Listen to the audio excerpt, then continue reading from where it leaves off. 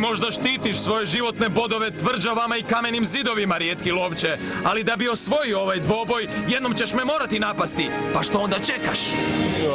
Saznaćeš vrlo brzo, Yugi. Samo naprijed, povuci svoj potez.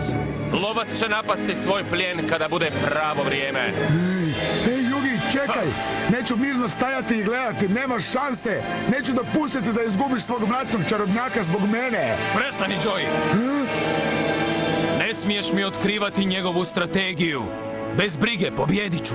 Ti si moj prijatelj, Joey, i borim se u ovom dvoboju za tebe kao što bi i ti za mene. Tako je. Sjećaš li se kada je Weevil bacio moje Exodia karte u more? Riskirao si svoj život kako bi mi ih pokušao vratiti. Ne samo zato što je Exodia najmoćnija karta u igri, već zato što sam ja bio prijatelj u nevolji. Exodia! Pa tako je! Ovaj rijetki lovac vuče karte sve dok ne skupi svih 5 dijelova Exodije. Prozreo sam te, znam tvoju strategiju, rijetki lovče. Namjeravaš pozvati Exodiju!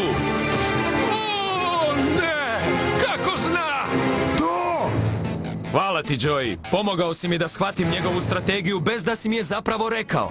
To! Samo zato što si prozreo moju strategiju, ne znači da ćeš me spriječiti. Svi znaju da je Exodia najmoćnije čudovište u dvoboju čudovišta. Kako ćeš zaustaviti nezaustavljivog Exodiju?